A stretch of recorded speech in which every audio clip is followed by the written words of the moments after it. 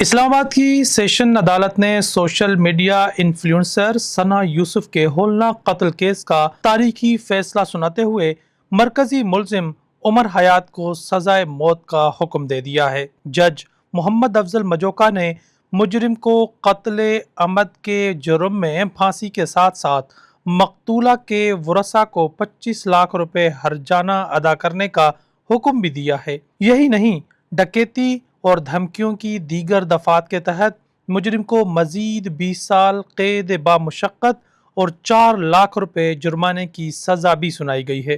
معلومات کے مطابق گزشتہ 11 ماہ سے جاری اس ٹرائل کے آخری لمحات میں مجرم عمر حیات نے اپنے اعترافی بیان سے مکرنے اور خود کو بے قصور ثابت کرنے کی کوشش کی، تاہم آلہ قتل کی برآمدگی، جیو فینسنگ اور مقتولہ کے چھینے گئے فون کے ڈیجیٹل ڈیٹا جیسے ٹھوس فورینزک شواہد کی بنیاد پر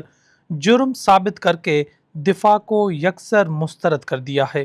عدالت کے باہر ثنا یوسف کے والدین نے آنسوؤں کے ساتھ فیصلے کا خیر مقدم کرتے ہوئے اسے معاشرے کی ہر بیٹی کے لیے انصاف کی جیت قرار دیا ہے۔